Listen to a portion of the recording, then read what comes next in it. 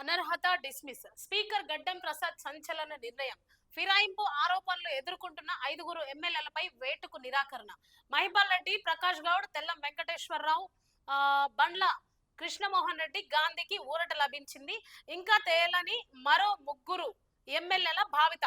Speaker నిర్ణయాన్ని తప్పుబట్టిన BRS హైకోర్టుకు వెళ్తామని ప్రకటించిందంట. స్పీకర్ నిర్ణయాన్ని తప్పుబట్టిన బీఆర్ఎస్ వాళ్ళు ఎందుకు తప్పుబట్టిర్రంటే, నా పార్టీలో గెలిచి నా పార్టీలో రాజీనామా చేయకుండా వాళ్ళు ఎట్లా వెళ్తారు అందులోకి అని చెప్పేసి వాళ్ళు స్పీకర్ మాటలను తప్పుపట్టడం జరిగింది. మరి ఇది ఎంతవరకు కరెక్టా కాదా అనేది ఒకసారి చూద్దాం. చూడండి, పార్టీ ఫిరాయింపులపై అంశంతో స్పీకర్ గడ్డం ప్రసాద్ కుమార్ సంచలన నిర్ణయం ప్రకటించారు. 5 ఎమ్మెల్యేలపై దాఖలైన అనర్హత పిటిషన్లపై డిస్మిస్ చేశారు. బీఆర్ఎస్ నుంచి వచ్చిన అసెంబ్లీకి ఎన్నికైన పార్టీ ఫిరాయింపులకు పాల్పడ్డారంటూ మొత్తం 10 మంది ఎమ్మెల్యేలపై బీఆర్ఎస్ అనర్హత పిటిషన్లు దాఖలు చేయగా స్పీకర్ బుధవారం 5 పిటిషన్లపై తీర్పు వెలువరించారు. బీఆర్ఎస్ నుంచి స్వచ్ఛందంగా వైదొలిగినట్లు ఆ పార్టీ దాఖలు చేసిన అనర్హత పిటిషన్లను కొట్టివేస్తూ ఉత్తర్వులు జారీ చేశారు. అయితే స్పీకర్ ఈ విధంగా మాట్లాడినప్పుడు బీఆర్ఎస్ వాళ్ళు ఏమంటున్నారంట చూడండి, రాజ్యాంగ ప్రజాస్వామ్య హత్య చేశారు, రాజ్యాంగ విరుద్ధంగా స్పీకర్ నిర్ణయం తీసుకున్నారు, దీన్ని మేము తీవ్రంగా ఖండిస్తున్నాము, పార్టీ ఫిరాయింపులపై మీరా మాట్లాడేదని చెప్పేసి ఇక్కడ బీఆర్ఎస్, బీజేపీ అట్లనే కాంగ్రెస్ ఈ 3 కూడా పార్టీలు ఇక్కడ మాట్లాడుకోవడం జరుగుతుందో ఒకసారి మనం ఇది చూద్దాం. చూడండి, అనర్హత డిస్మిస్ దీని గురించి ఎవరెవరు ఎలా మాట్లాడుతున్నారో చూద్దాం ఒకసారి. ఇక్కడ చూడండి, ఇటు సైడ్ కేటీఆర్, అటు సైడ్ కాంగ్రెస్ వాళ్ళు మాట్లాడుతున్నారు. బీఆర్ఎస్ వర్కింగ్ ప్రెసిడెంట్ కేటీఆర్ ఏమంటున్నాడంటే, రాజ్యాంగానికి విరుద్ధంగా ఈ నిర్ణయం ప్రకటించుండు స్పీకర్ అన్నట్టుగా మాట్లాడుతుండు. రాహుల్ గాంధీకి రాజ్యాంగంపై ఏ మాత్రం గౌరవం లేదు అని కేటీఆర్ అంటుండు. ఇక్కడ చూసినట్టయితే రాజ్యాంగం గురించి మాట్లాడేది మీరా. చూడండి, మీరా మాట్లాడేది రాజ్యాంగాన్ని హత్య చేశారంటూ బీఆర్ఎస్ నేతలపై కాంగ్రెస్ ధ్వజం ఎత్తిందంట. ఈ ఒక సైడ్ చూస్తేనేమో కేటీఆర్ ఏమంటున్నాడంటే, రాజ్యాంగం మీద మీకు ఏమాత్రం గౌరవం లేదు, సుప్రీంకోర్టు ఇచ్చిన ఆదేశాలను మీరు పట్టించుకోకుండా స్పీకర్ను కూడా మీరు లొంగ తీసుకున్నారు, మా పార్టీలో గెలిచిన వాళ్ళను మీరు రాజీనామా చేయించకుండా ఎట్లా తీసుకుంటారు అని చెప్పేసి కేటీఆర్ వాదనలు వినిపిస్తున్నాయి. ఇక్కడ చూసినట్టయితే చూడండి, రాజ్యాంగాన్ని హత్య చేశారంటూ బీఆర్ఎస్ నేతలపై కాంగ్రెస్ ధ్వజం ఎత్తిందంట. ఫిరాయింపు ఎమ్మెల్యేలకు మీరు పదవులు ఇవ్వలేదా? చూడండి, ఫిరాయింపుల గురించి మాట్లాడడానికి కేటీఆర్ కు, హరీష్ లకు సిగ్గుండాలంట. ఎందుకు ఒకసారి చూద్దాం.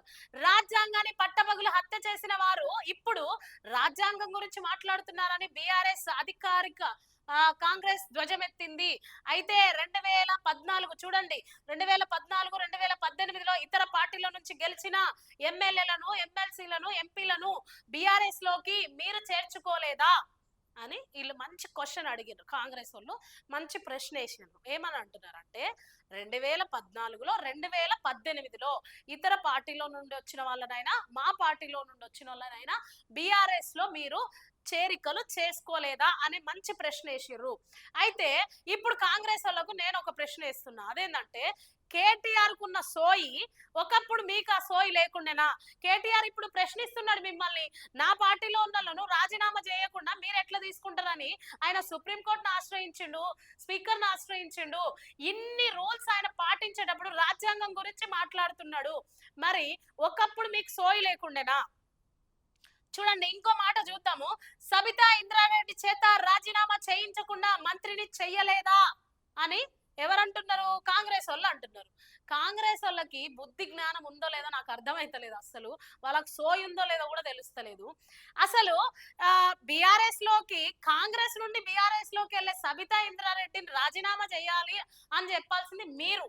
మీ పార్టీలో నుండి వాళ్ళ పార్టీలోకి వెళ్ళింది ఆమె. మీ పార్టీలో నుండి ఆ పార్టీలోకి వెళ్ళేటప్పుడు మీరు కదా అడగాల్సింది. ఇప్పుడు కేటీఆర్ అడుగుతుండా లేకపోతే మీరు అడుగుతున్నారు రాజీనామా చేసిరండి అని కదా? ఇప్పుడు ఎవరు? ప్రజలారా ఆలోచించండి. కాంగ్రెస్ వాళ్ళు ఏమంటున్నారంటే, బీఆర్ఎస్ లోకి వీళ్ళు వెళ్ళేటప్పుడు రాజీనామా చేసి రండి అని అడగాల్సిన అవసరం వాళ్ళకి లేదు. మీకు సోయి ఉంటే, మీకు రాజ్యాంగంపై అవగాహన ఉంటే, రాజ్యాంగాన్ని మీరు తెలుసుకుని ఉంటే మీరు అనాల్సింది. సబితా ఇంద్రారెడ్డిని మీరు ఏమనాలంటే, నువ్వు దీంట్లోంచి రాజీనామా చేసి బీఆర్ఎస్ లకు వెళ్ళు అని మీరు అనలేదంటే మీకు అప్పుడే అర్థమవుతుంది మీకు ఎంత సోయుందో అని. టిపిసిసి అధ్యక్షుడిగా రేవంత్ రెడ్డి ఉన్నప్పుడు సబితా ఇంద్రారెడ్డిని రాజీనామా చేసి వెళ్ళి అనకుండా ఎందుకు మీరు అప్పుడు ఆలోచించలేదు? చూడండి ఎవరెవరు ఎన్నిసార్లు పోయినరో ఇక్కడ క్లియర్ గా రాసిరో ఒక్కసారి వినండి. బీఆర్ఎస్ అరాచకాన్ని ప్రజలు మర్చిపోలేదని కాంగ్రెస్ వాళ్ళు చెప్తున్నారు. ఆ అరాచకం ఏంటంటే 2014లో కాంగ్రెస్ తరఫున గెలిచిన వారిలో 7గురిని బీఆర్ఎస్ లో చేర్చుకున్నారని, టీడీపీ నుంచి 12 మందిని, వైఎస్ఆర్సీపీ నుండి 3గురిని, బీఎస్పీ నుంచి 2ని, ఆఖరికి సిపిఐ పార్టీ నుండి 1ని తీసుకున్నారంట. ఎప్పుడు? 2014లో. అయితే 2018లో ఈ ఈ విధంగా చేర్చుకున్నారు. 63 సీట్లున్న బీఆర్ఎస్ ఎమ్మెల్యేలు 90 మంది అయ్యిందంట.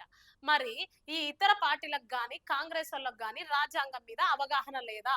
మా పార్టీ నుండి మీరు వెళ్తున్నప్పుడు అది సబితా ఇంద్రారెడ్డి కావచ్చు, శ్రీనివాస్ యాదవ్ కావచ్చు, ఇంకెవరైనా కావచ్చు, కాంగ్రెస్ పార్టీ నుండి వెళ్ళేటప్పుడు మీరు ఎందుకు అడగలేదు రాజీనామా చేసి వెళ్ళండి అని? ఇప్పుడు కేటీఆర్ కున్న సోయి, కేటీఆర్ కి తెలిసిన రూల్స్ కావచ్చు, లేకపోతే కేటీఆర్ కు రాజ్యాంగం మీద ఉన్న ఆ అవగాహన కావచ్చు, ఒకప్పుడు మీకు లేదా? మరి మీరెందుకు రాజీనామా చేసి వెళ్ళండి అని చెప్పలేదు? వీళ్ళు ఏమంటున్నారంటే అప్పుడు కూడా బీఆర్ఎస్ వాళ్ళే చెప్పాలంట, మీరు రిజైన్ చేసి రండి లేకపోతే రాజీనామా చేసి రండి అని. చూడండి ఎట్లా మాట్లాడుతున్నారో కాంగ్రెస్ వాళ్ళకి. అసలు సోయి ఉందో లేదో నాకైతే అర్థమైతలేదు. మన పార్టీలో నుండి వెళ్ళేటప్పుడు మనం కదా అడగాల్సింది రాజీనామా చేయండి అని. ఇప్పుడు కేటీఆర్ పార్టీలో నుండి వెళ్ళేటప్పుడు నా పార్టీలో నేను టికెట్ ఇస్తే నువ్వు గెలిచి ఈ గెలుపు ఓట్లను అక్కడికి ఎందుకు తీసుకుపోతావు? నీకు అవసరమైతే నువ్వు రాజీనామా చేసి వెళ్ళు అని చెప్పేసి 10 మంది ఎమ్మెల్యేల మీద ఫిరాయింపు కేసులు పెట్టిండు ఆయన. ఫిరాయింపు సుప్రీంకోర్టును ఆశ్రయించిండు.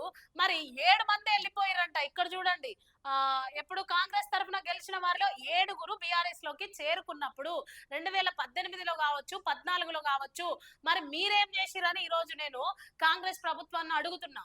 రాజ్యాంగం గురించి ఒకవేళ మీకు తెలిస్తే, లేకపోతే రూల్స్ గురించి మీకు తెలిస్తే, చట్టం గురించి మీకు తెలిస్తే, మరి ఆ రోజు బీఆర్ఎస్ మీరు ఎందుకు సుప్రీంకోర్టును ఆశ్రయించలేదు? ఎందుకు దాఖలు చేయలేదు? ఎందుకు పిటిషన్లు వేయలేదు అనేసి నేను ప్రశ్నిస్తున్నా. మీ పార్టీలో నుండి వెళ్ళినప్పుడు మీరు కదా చెప్పాలి రాజీనామా చేసి వెళ్ళండి అని. 7గురు వెళ్ళిపోతే మరి మీరేం చేస్తున్నారు అంటే ఇక్కడ అర్థమవుతుంది కదా రాజ్యాంగం మీద ఎవరికి అవగాహన ఉంది, ఎవరికి అవగాహన లేదు, ఎవరికి సోయింది, ఎవరికి సోయి లేకుండా మాట్లాడుతున్నారో. చూడండి ప్రజలారా.